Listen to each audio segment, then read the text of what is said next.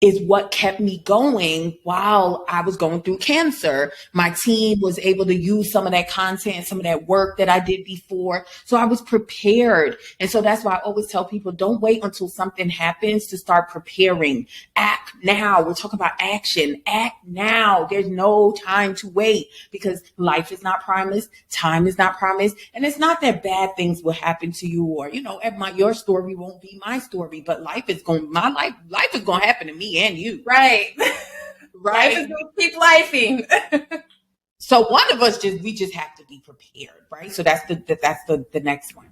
Then the next one's partnership. We talked about this, right? So who are the people in your life? Remember, I got diagnosed with cancer and I was alone because the world was shut down, right? But I was never alone because people were on FaceTime every day praying with me in the morning before they put the IV, the connection. You're listening to the First Class Life Show hosted by Lindsey Vertner, a holistic personal development show for high-achieving leaders who desire to maximize their impact while creating a life full of purpose, fulfillment, and happiness. So grab a drink, grab your notebook, and let's get started.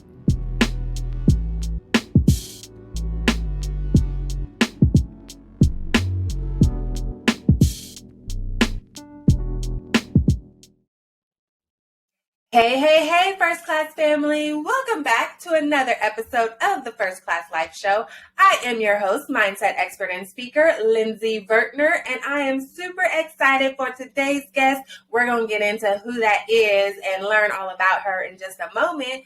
But I do want to take a second to just acknowledge you for being here and really being intentional about the life you're creating for yourself, because I know that you are a high achieving leader and you could be doing anything in the world right now, but you are here with us, helping yourself to maximize your impact and create a life full of purpose, fulfillment, and happiness. So you know how we do. We ain't got time for bios and all that stuff. You can find it right in the show notes. Go check it out right there. We're going to hop right into the discussion and get into these gems, okay? So let's welcome today's guest, Ms. Nyala Thorpe. Hey. Thank you for having me. Hello, guys. Yes, welcome.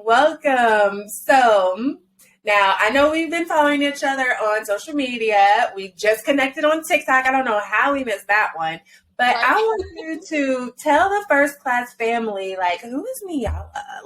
Let us know. Peel back the curtains and give us the good, juicy tea, okay? Who are you, girl? And I got tea, right? Okay. So, yes, I am from Brooklyn, New York, originally. I am what they would say is a church girl, so I grew up as a church girl, but with and also Caribbean. So my family's from Trinidad and Tobago, right?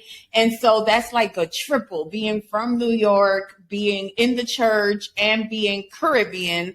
It's like I was raised with so much pressure of being perfect and always having good grades and no talking back and just a lot, you know what I mean? And so this is where my story gets so opposite of the norm, right? So I started rebelling a lot at the age of 12 or 11. And it got so bad that my mom had to make a difficult decision to put me in foster care.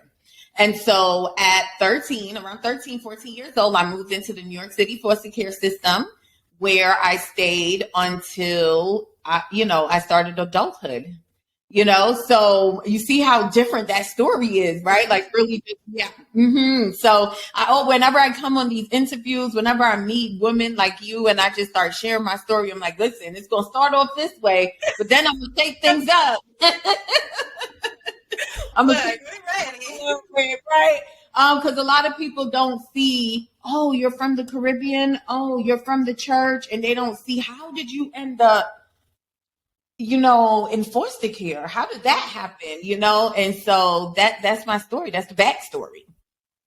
Girl, well, look, we're gonna get into that because you mentioned the pressure to be perfect, which I know I can relate, okay? And I know many of the listeners in the First Class family can relate to that as well. But then just, I can only imagine what you felt like at 13 for your mother to put you in foster care. Yeah. Tell us what emotions you were going through, because I'm sure that only created a lot of limiting beliefs that dictated your behaviors as you grew into an adult. So share with us about that. I felt unloved. Whenever people ask me that, that's the one word. I'll give you a lot of words. I felt abandoned, but unloved is the one that stuck through because it changed my decisions, in my dating life and everything, feeling unloved by the people who are supposed to love you the most. Right. I felt like unwanted, like, where do you belong? Right. And then because I was a church girl from a middle class family, when I got there, I was around children who had been sexually abused, children who was growing up in drug and alcohol abuse. And I didn't belong there either, because they looked at me like, why are you here? Yeah. You know what I mean? So I always felt like unwanted, like I didn't know where I really belonged. You know what I mean? And as a child, that had to be, now that I'm an adult, now that I'm a mom myself, who's dealing with a child who's going through some of the same things that I went through, I can say, wow, what a decision my mother had to make. Mm-hmm. Because my whole life I grew up with, and I never hate to say, wow, it's crazy. I'm so happy to be on this interview. I have never said this. I, at one point, had hate for my mom because I couldn't believe it. But then now that I'm a mom, I'm like, where could she have been mentally to have to make that decision for her child? I couldn't understand it then because I was only 13. I was only 14. So yeah, I felt unloved. I felt unwanted. I felt like I didn't belong. And those things really did weigh on the decisions that I've made in my life. And thank you for sharing that. Like, I don't know what it is about the First Class Live Show, but we be okay. No, right? You. So, quick question. Did you have other siblings or were you an only child? I had a sister. And so yeah, my mom and my stepfather, my mom and my stepdad got married when I was about 6 years old. And then they had me and my sister is about 9 years apart. So then they had my sister. But by the time they had my sister, I was on my way to the group home. So I did not grow up in the same house with her for too long. Okay. Which also aided to a lot of feelings of, well, you kept that child, but didn't keep me. Right. Why? Right. As a child, you don't understand that, but that's what it feels like, kind of like you're being replaced, like what is it? It always, I went through a lot of anger. I developed anger issues that I am working on now, and I'm about to be 40 years old. And I'm now starting to work on some of that anger that I've held on to for decades. You know what I mean? Kudos to you for working on it, because I know that is not an easy journey. That's why everybody ain't living the life they love. Otherwise, if it wasn't hard work, we would all be living the life that we truly desired. But it does. It takes mental work, emotional work, physical work sometimes financial investments and things like that. But kudos to you for doing that. And that just illustrates that the things from our childhood affect us as we grow up, and we have to be intentional about healing those traumas. And just because your trauma doesn't look like such and such traumas doesn't dismiss it as a trauma. Right.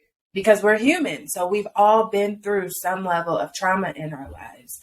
And so I want to ask you, like, what did that do for your identity as far as, your mom just gave you up to foster care, then you have these kids that's like, you don't belong here. Like, and at a time whenever you're really just starting that journey of figuring out, like, who am I as a person, those preteen years. So what did that do for your identity in that moment? I've never been asked that question. So in all honesty, I don't even know how to answer it.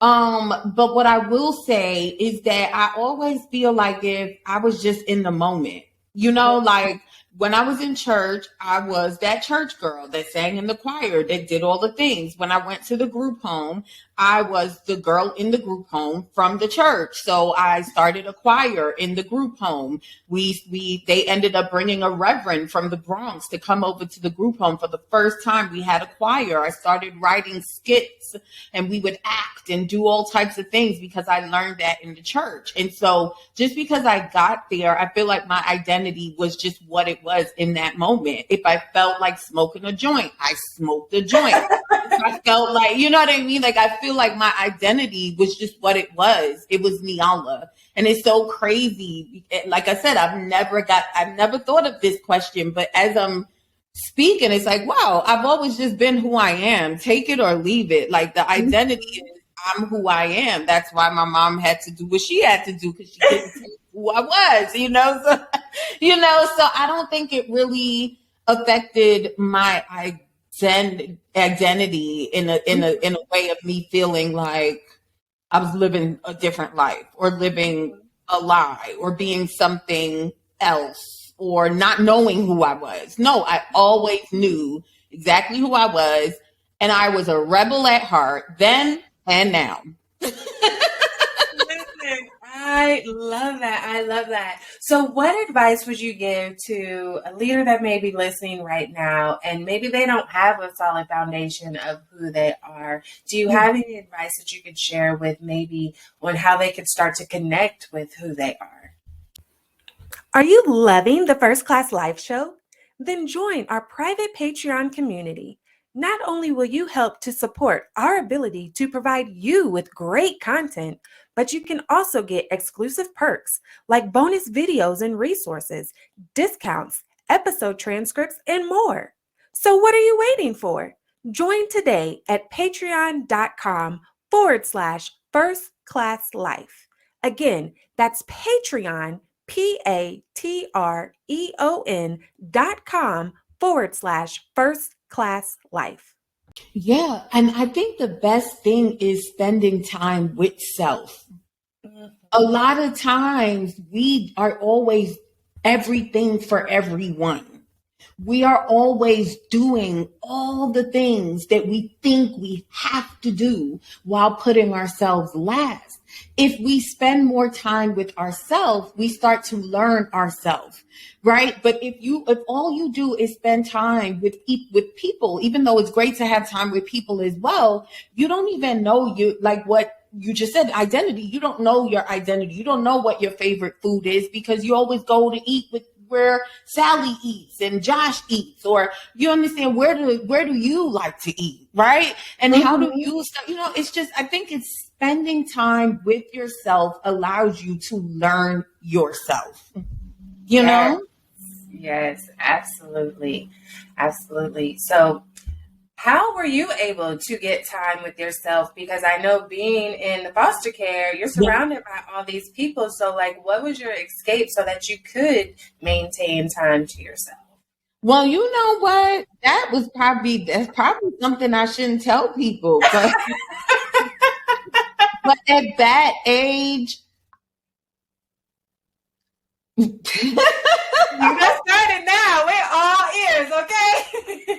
I hope my son don't hear this. At that age, honestly, when I was high, I used to feel like I could spend time with myself. I used to do a lot of thinking. But that wasn't good either, Yeah. Does that make sense? Absolutely. Because that just plays into the habit of oftentimes people will use drugs as an escape of some sort. And that drug can be anything, even outside of marijuana or, there's different ways to get high. So like marijuana, pills, cocaine, heroin, like all those different things. And so those can be an escape. But then some people use alcohol.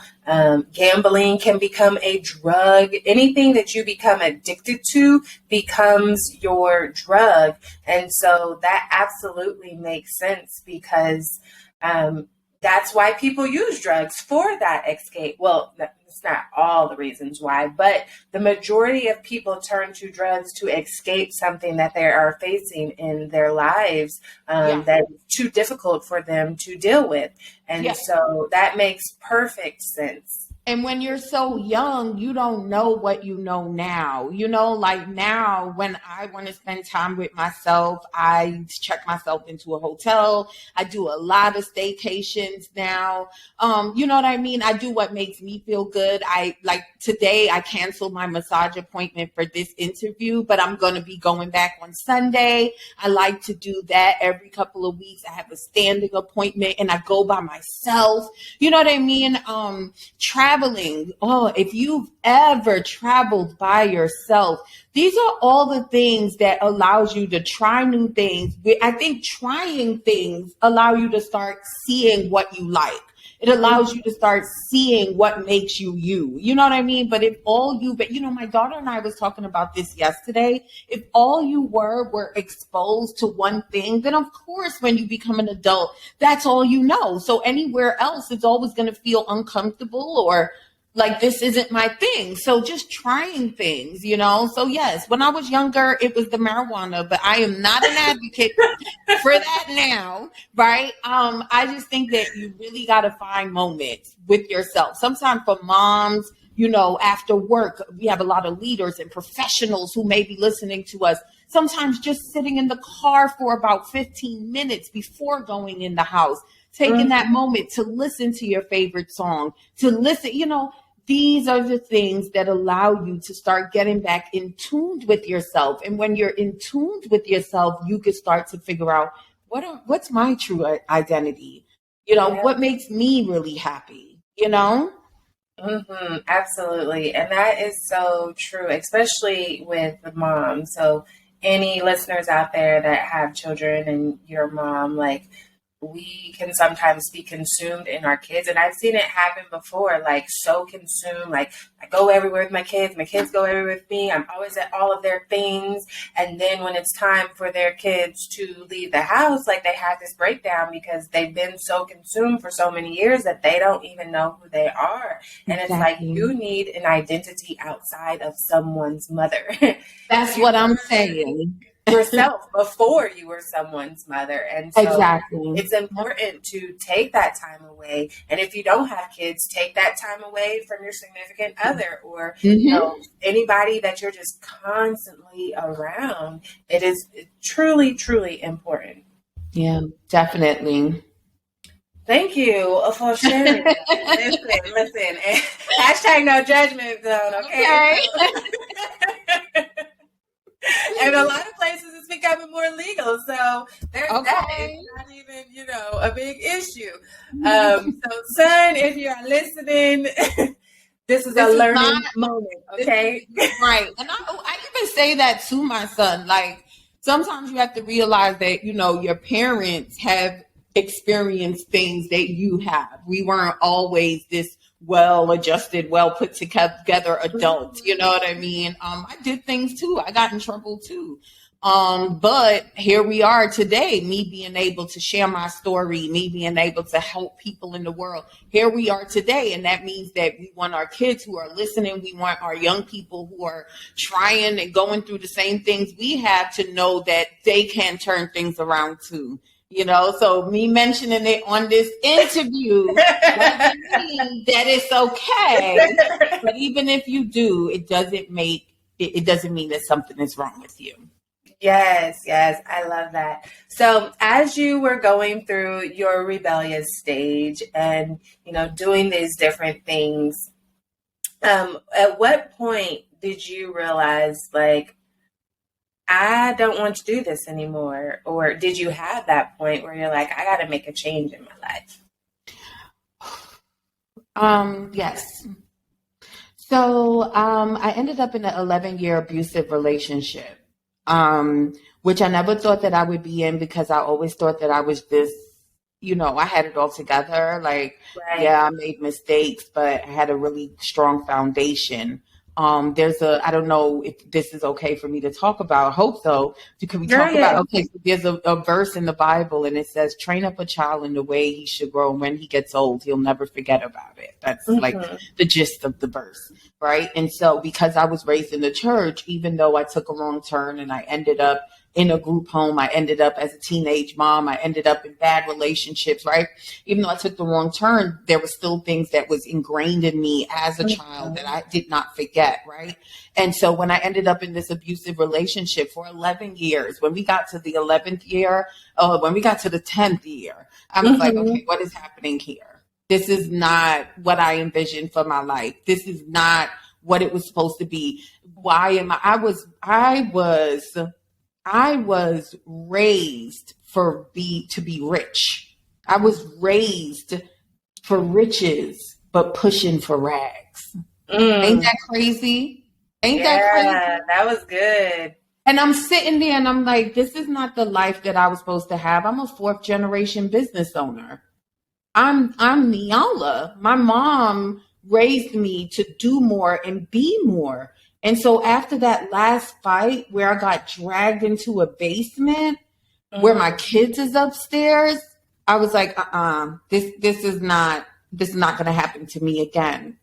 Well, at this time, I was in beauty school at the same time that this fight that I'm remembering happened. This was my defining moment. I was in beauty school at the time, and I was really good at doing hair. I decided that I was going to open up a hair salon.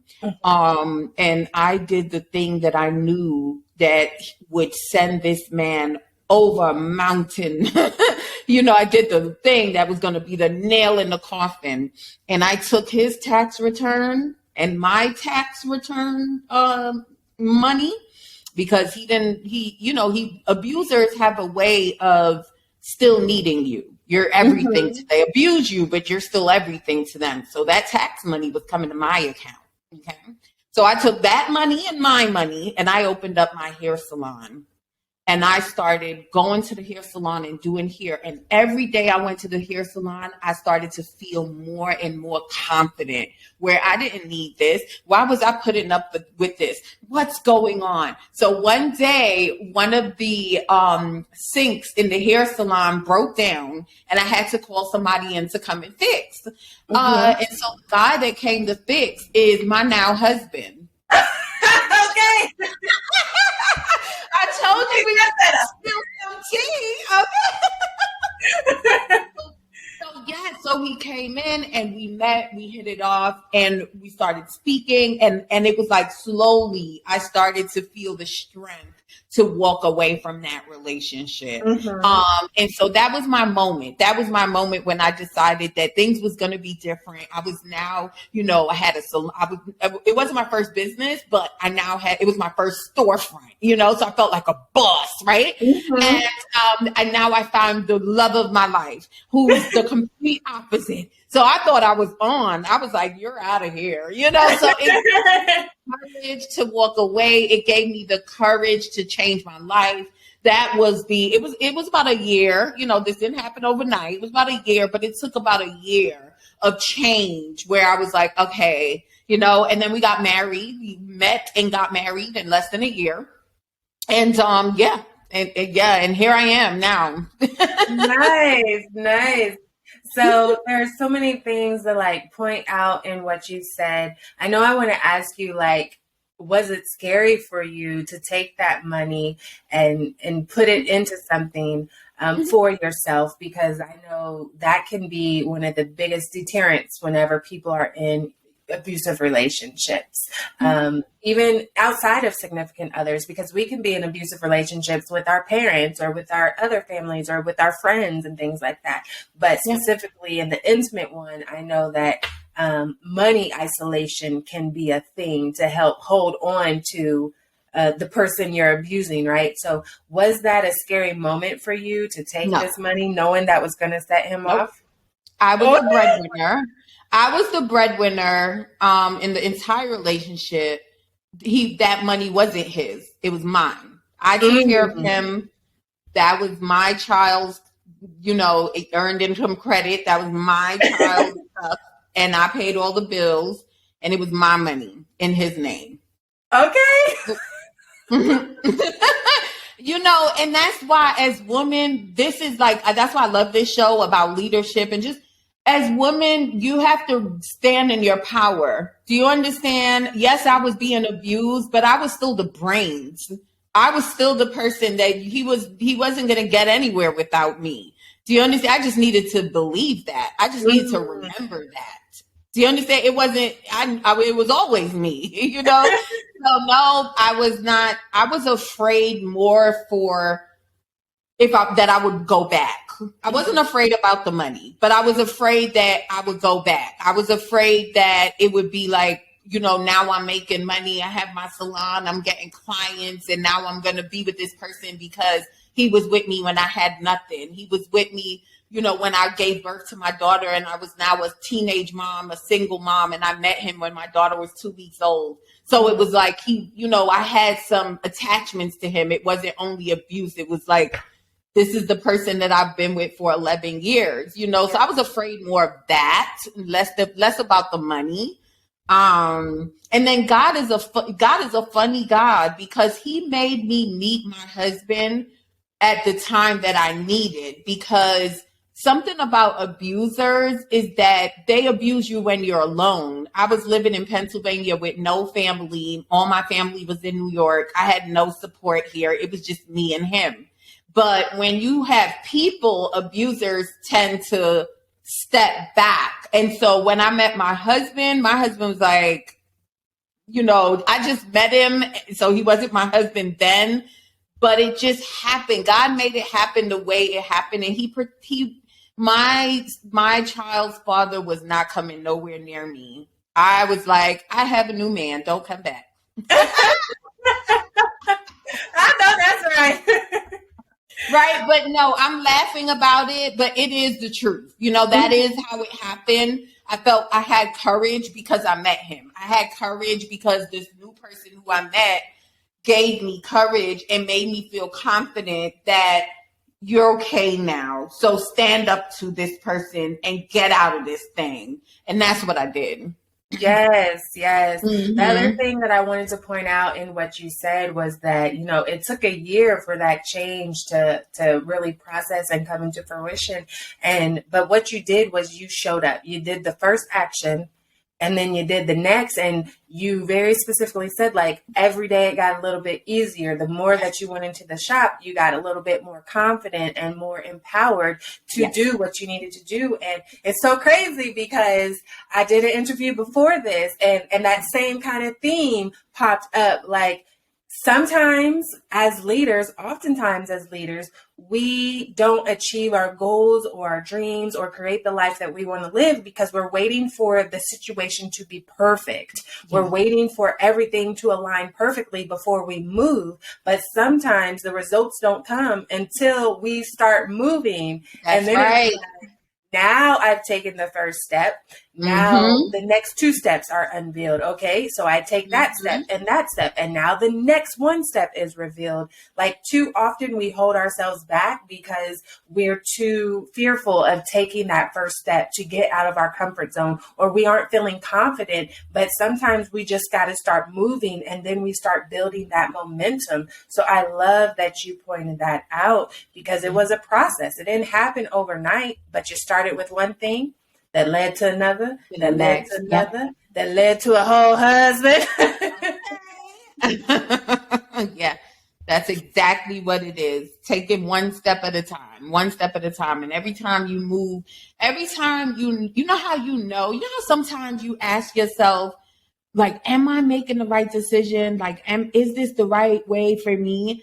It's like every time you are taking action, you start to feel good about it. And that's how you know you're going the right way. Do you understand what I'm saying? That's why I wasn't afraid to take the money. That's why I wasn't afraid to open the shop, because I knew that this was the way to go. Every day when I was going and visiting places and, you know, just deciding which spot I was going to rent and everything. It just, every part of it I felt good. I felt like it was the right way to go. And because it was the right way to go, I felt confident, right? And then the more confident I felt, the more I did. And then the more I did, the more results came. Then I met people. Then you understand what I'm saying? And now we're here, you know, so you're right. You're absolutely right. Yes. So what advice would you give to any listener out there that maybe doesn't have that support system or doesn't have that confidence to take the first step? Like, what would you share with them to start moving and taking action? Absolutely. So I have something called, oh gosh, here goes some more tea. I got that answer in 2020. I created a framework. It's called the 5 P's for dealing with the prognosis because of what I've been through. And one of those P's is partnership. Okay. When you're feeling like, I don't know what to do, I need to take action. I need to get confident. I need to partnership. Who is in your life?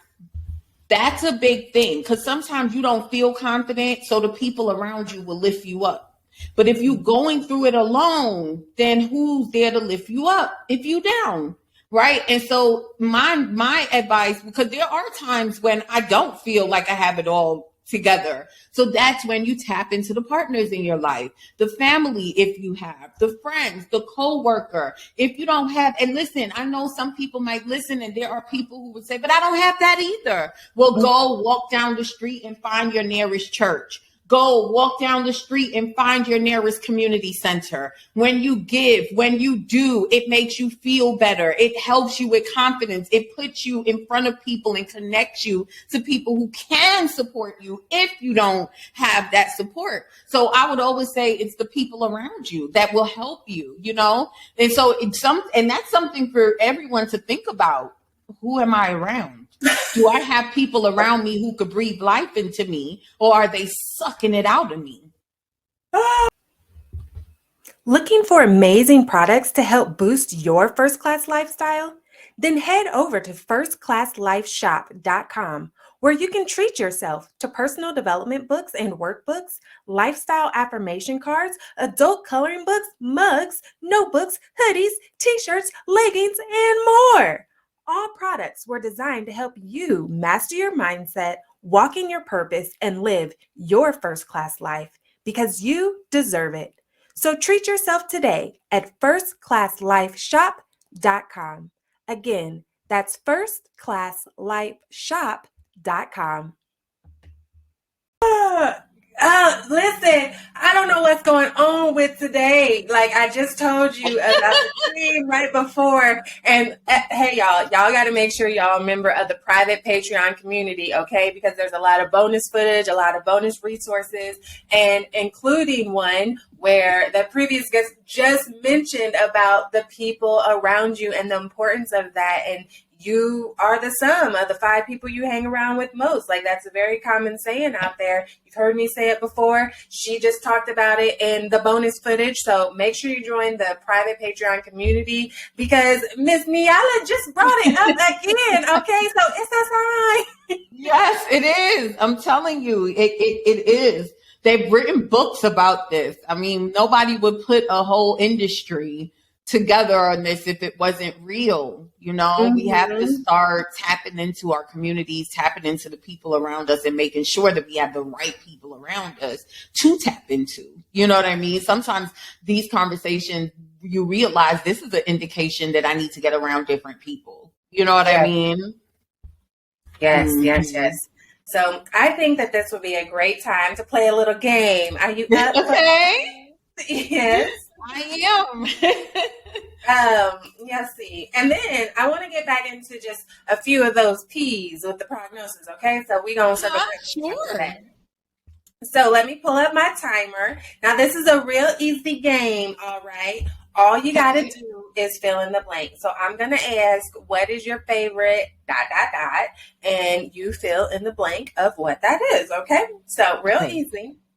However, you got to get it in 10 seconds or less. Okay. No pressure. So if you miss the buzzer, what is the consequence for everybody that's tuned in? Whatever you want it to be.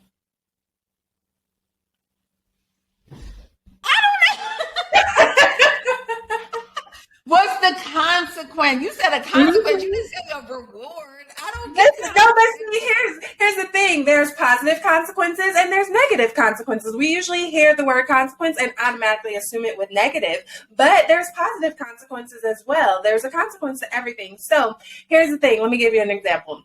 If you said that everybody has to do 5 push-ups for every buzzer that you missed, for me, that's a negative consequence because it sure is. I don't like working out. For somebody that loves working out and going to the gym, that's a positive consequence. They're like, okay, let's do this. I hope she misses all of them. Me, I'm like, girl, you better not miss that buzzer. Okay, I love that. Okay, so I'm going to do a consequence in this because this is going to be for health.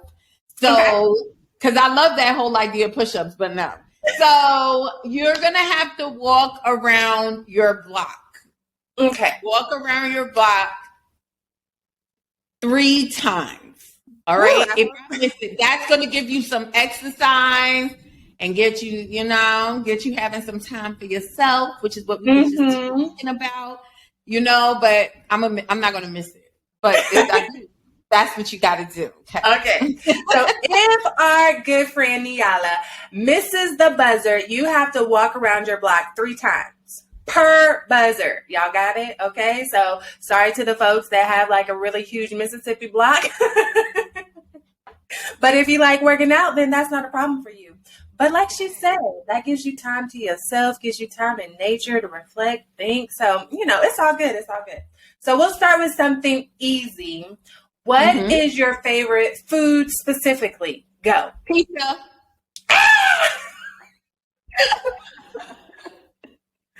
I am laughing because I keep talking about this phantom previous interview.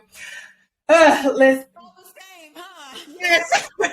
I'm gonna have to air these back to back for sure. So listen, y'all.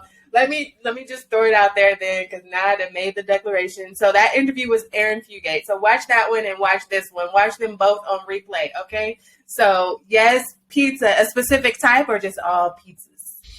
Just pizza. I just love it. You know what? If I had to give a type, it would be pineapple pizza. With just pineapple? Like Mariner cheese pineapple pizza. I mean, cheese just, oh my goodness. So a cheese pizza with pineapple is heaven. And what I expect heaven to look like. Or taste like. Or feel like. Or smell like, yes.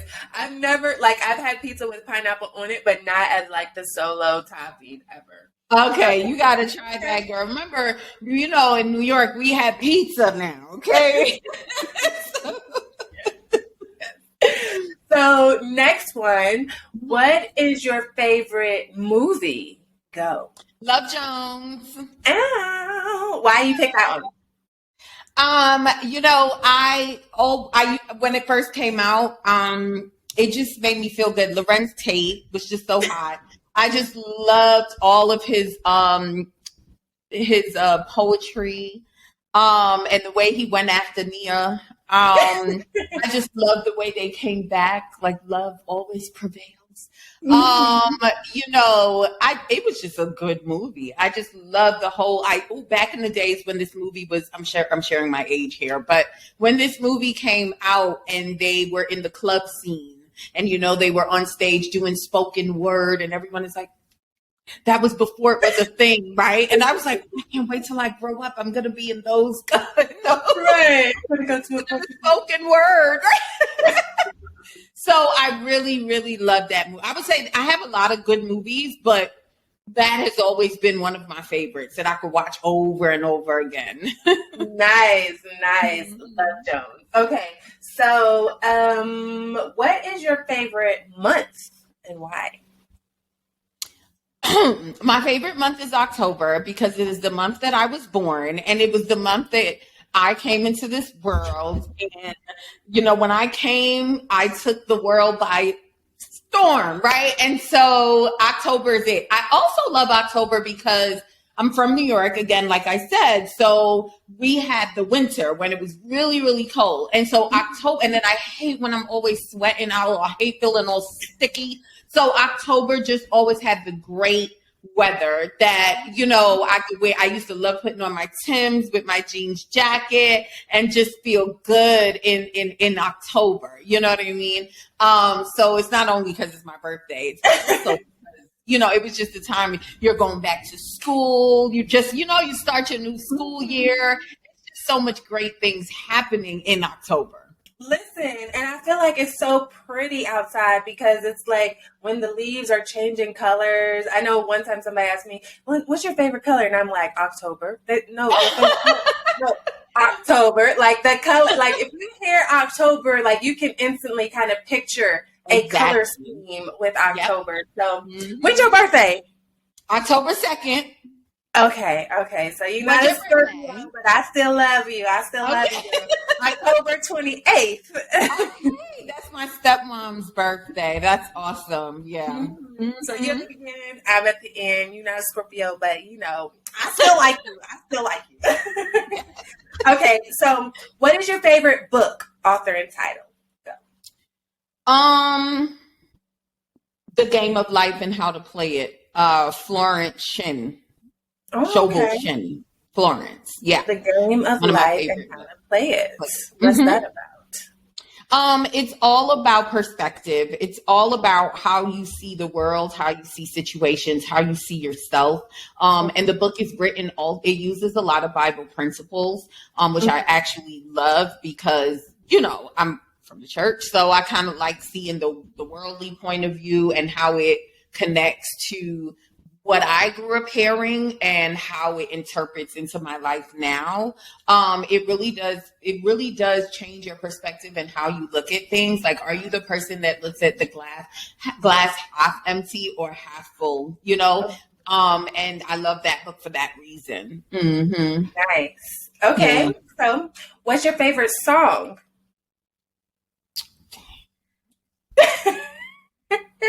You're just telling everything on these internet streets. All right. Well, my favorite song is a dancehall song. Okay. Dancehall song. You missed the buzzer, but you still got to share it. Okay. Okay. So it's like a rap and reggae by Foxy Brown, and it's called Run Them. Run Them. Okay. Run Them. Sound like that's a turn up song, all right? I know she's going to go listen to it after this interview. No, I am, right? Okay, and so will the First Class family, okay? Yeah. And so, FYI, in case y'all didn't get the memo, she missed the buzzer, so that's 3 laps that you got to walk or run around your block. Sorry, guys, but you're welcome. Okay. So now this next one, what's your favorite place to travel specifically? Go. Trinidad. Mm-hmm. So I have not been there yet. Yeah, so it's home I've been for to me. the Caribbean, but not that area. Yeah. It's home for me, and it is relaxing. It is beautiful. The food is great. The people is great. They're, you'll have a great vacation. If you go, even though it's home for me. So that's why I'm like, I would love it. I answered someone yesterday who asked me, well, if you were to be able to fly somewhere tomorrow, where would you go? And I said, Trinidad. Even though I know I could go anywhere, I would want to go there because that's home. That's where I get to see my grandma, and that's where I get to eat doubles and roti and, listen to music. Just, yeah. I would tell everyone that you must go to Trinidad at least once in your life. Okay, well, whenever that time comes for me, I'm gonna be calling you up like, girl. Yes. Where do I need to be? What do I need to eat? Who do I need to see? Okay. Yes. All right, last one. Mm-hmm. What is your favorite activity to do to relax? Go. My favorite activity is Netflix right now. I can, catching up on Grey's Anatomy. It just puts me. It's where I unwind. When I come in the evening after work, I like to catch up on an episode. And, I love the doctor shows that is in the hospital. I learn so much about medicine from these shows. And it just makes me, it helps me disconnect from everything that's going on in life. You know what I mean? So for me, it's Netflix. Yeah. Listen, I don't have anything profound to say there. No, that's fine. That is fine. Okay. The importance of embracing who you are and not being dictated by what other people say who you should be or who they think you need to be, and living up to those expectations. We all have to create our own path and only who God calls us to be. Because I hate when people are like, wealthy people don't watch TV, blah, blah, blah. Okay, and like some wealthy people do. Like, you have to figure out what works for you. So like for me, Netflix or watching a show or movie or something, like that is my time to escape, because my brain is always on and thinking, like I'm helping people here, coaching people there, speaking there, like it's always that problem solver. And so whenever I can sit down and watch Netflix or a movie, that is like my brain's time to be able to turn off and do nothing. And right. If I don't get that time, it's like constantly on haywire. So you got to figure out what works for you. So I'm glad you said it's Netflix. Okay. It's Netflix. And that is okay. So thank you for playing First Class Favorites with us. Now, if you are new to the First Class Live show, make sure that you join our private Patreon community, because we have a uniquely curated list by all of our phenomenal guests of the First Class Live show, where we have our reading list, so our favorite books, our playlist, so you can get your jam on. Not everybody's a reader, and that's okay, but we have all our favorite songs. So Run Dem will now be added. Thanks to Miss May. And then we're all about self-care. So definitely a list of favorite activities to do. And we like to be cultured. Okay. So our favorite places to travel. So you will have access to that list and many more bonus resources and videos if you are a member of our private Patreon community. So click the link, join today, and thank you for playing First Class Favorite Things. So let's get back into these questions. Right now, I want to ask you about the First Class Life. Okay. So again, if you are new to the show, then First Class Life actually stands for an acronym. It's all of the characteristics and skills that you want to embody into your lifestyle as much as possible to be able to create a first class life full of purpose, fulfillment, and happiness. Now, I'm not going to tell you what all of those factors are. If you want to find out, you can do one of two things. You can either go back and listen to the very first episode of the First Class Life show, where I break down each of those factors, or you can go to firstclasslifeshop.com and buy the book. First Class Life, 10 Key Factors to Creating a Life Full of Purpose, Fulfillment, and Happiness, okay? So do one of those two things. Meanwhile, we are going to ask the gorgeous Nyala Thorpe, which key factor of First Class Life do you resonate with the most? For me, it's action-oriented. Because, if a lot of people, without action, there's nothing, right? So you can have the plan. But if you don't take action, it becomes nothing. You can do all the preparation, but if you don't actually take action, nothing happens. I feel like our lives should be goal and action oriented. And that's right. And you've already shared that with us, how taking action essentially changed your life, getting out of that relationship and building your successful business. Yeah, and exercise that action muscle.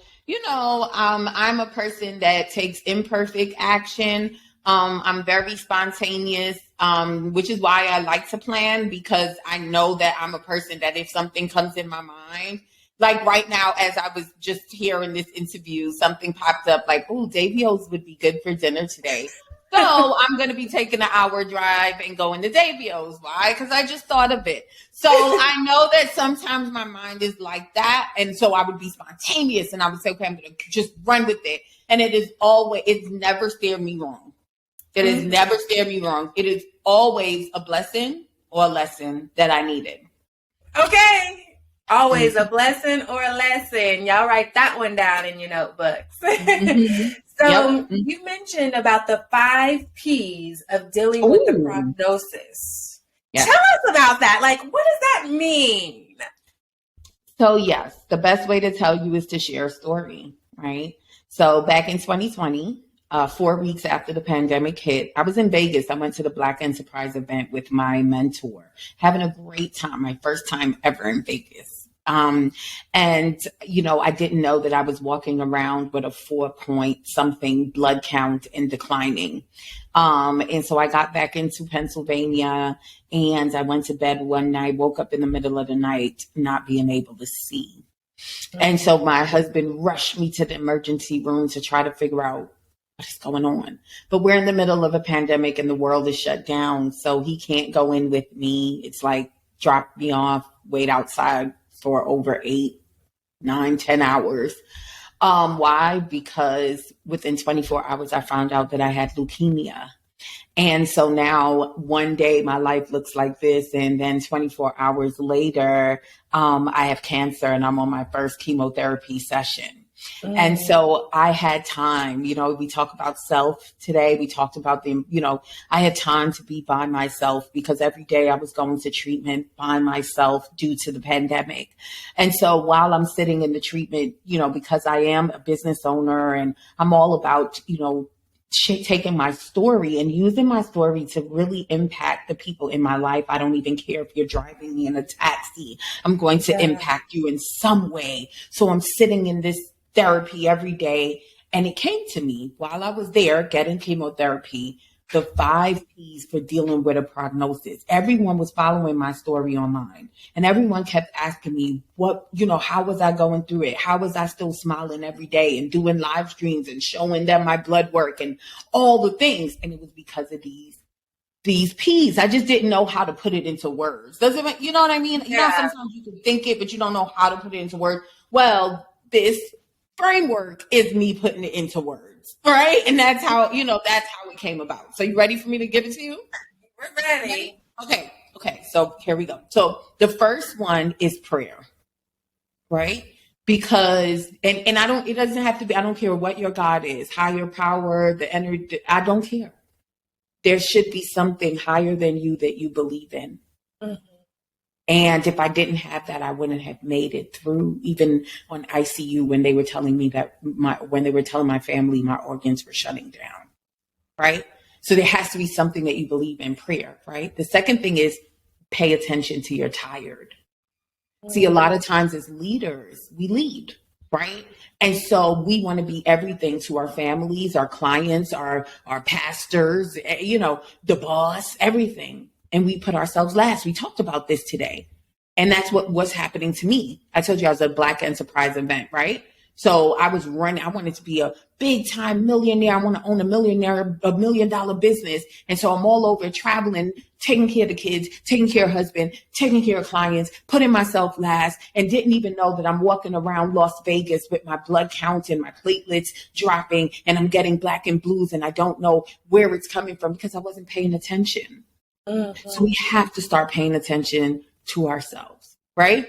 Because our body gives us signals, but a lot of times we don't pay attention, right? All right. The third thing is preparation. You can't produce what you have not prepared. And so when I was in the treatment center every day, I kept wondering, people kept asking me, well, how's the business keep going? How are you still having content going out? What's going on? It's because I was preparing. Right. So I was a business owner I've been a business owner for 20 years, right, Lindsey? But I started this company in 2012.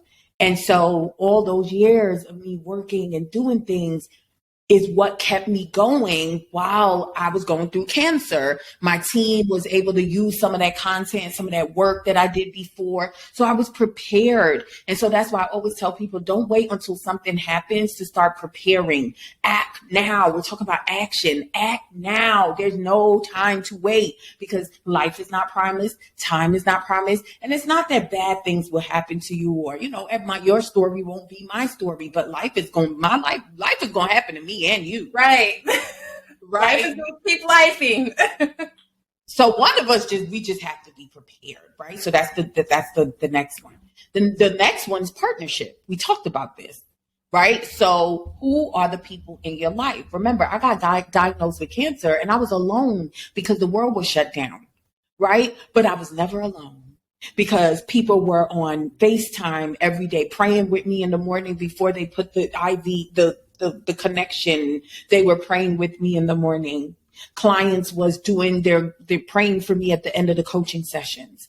But, I had partners in my life, church people that was cooking food and bringing it to my kids because I'm in the hospital, right? Making sure that the kids were okay, right? So who are the people in your life? And last is process. Trust the process.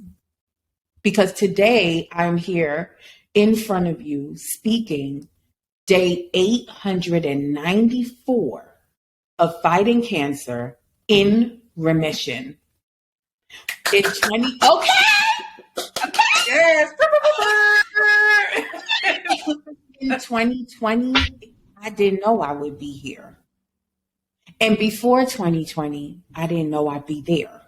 Mm-hmm. And so you have to trust the process every day and know that it is a process. Every day that I went through what I went through, I was becoming the version that God wanted me to become. I didn't know what was at that moment. Sometimes you don't know what you're facing and why you're facing it. But if you trust the process and you follow these 5 Ps, you realize that where you are right now is exactly where you need to be because you are being positioned for your greatness. Yes. For your next level, for the thing that has already been ordained and designed for you. And so trust the process. We gotta stop complaining sometimes that everything doesn't look the way we want it to look, or things don't come the way we thought it was gonna come, and realize that it's coming the way it needs to come for us. Mm-hmm. Mm-hmm. But sometimes we don't trust enough. We can't say, oh, I got faith, but then we're operating in fear.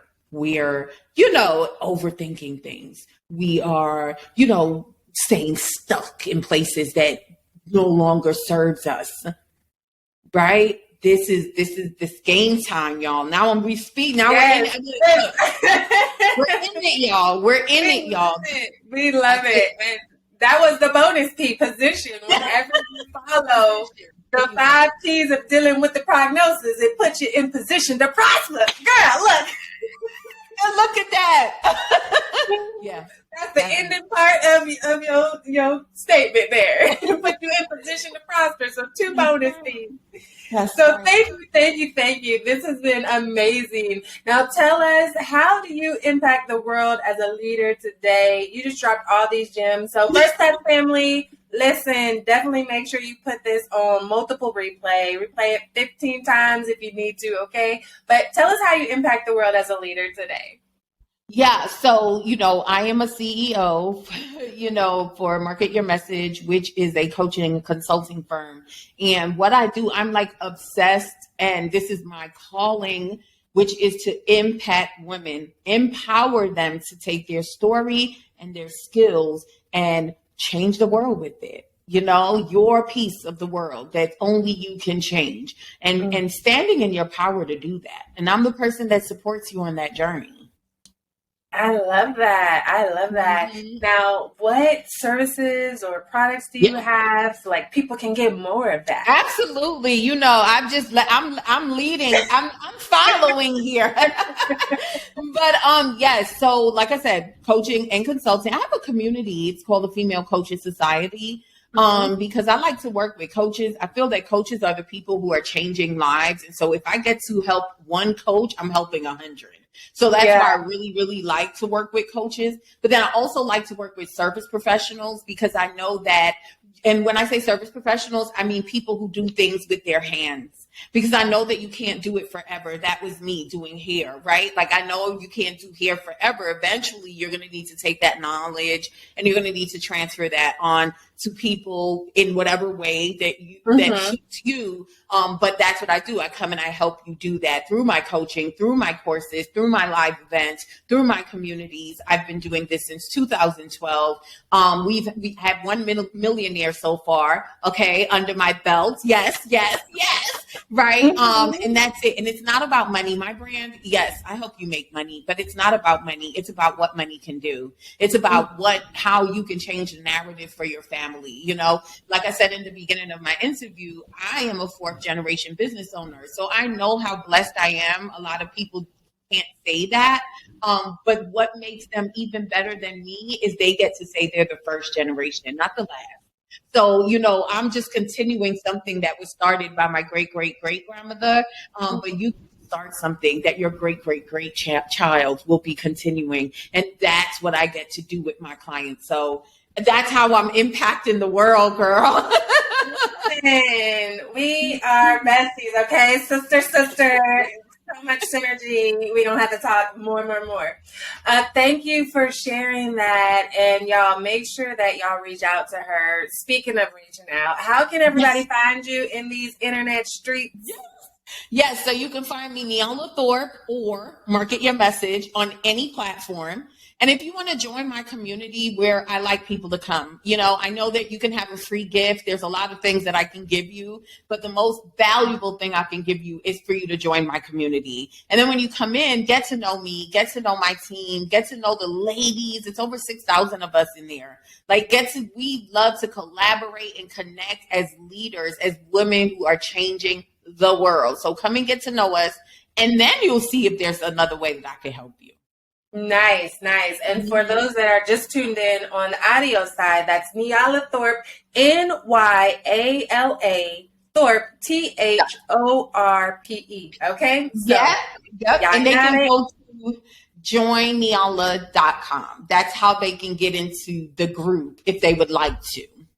Got it. And again, we'll have those in the show notes so you can just click it, but that's joinnyala.com. Was that right? Yep, okay. Got it. Awesome. Yes, thank you so much. This has been an amazing time. Just flew by, and I'm like, oh no, we're done already.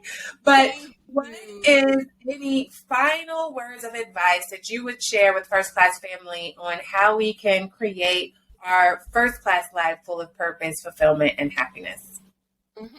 I would just say, guys, that remember you are wonderfully made, and you have a purpose. You have a purpose even on the days that you feel that you don't. Remember that every experience you face in your life is not for you, but it's for those you are divinely aligned to serve. So be fearless. Go out there, share your experiences. Sometimes you listen to people like me, you come on podcasts like this, and sometimes it feels like if the people who you're listening to have everything together. But no, we're just like you.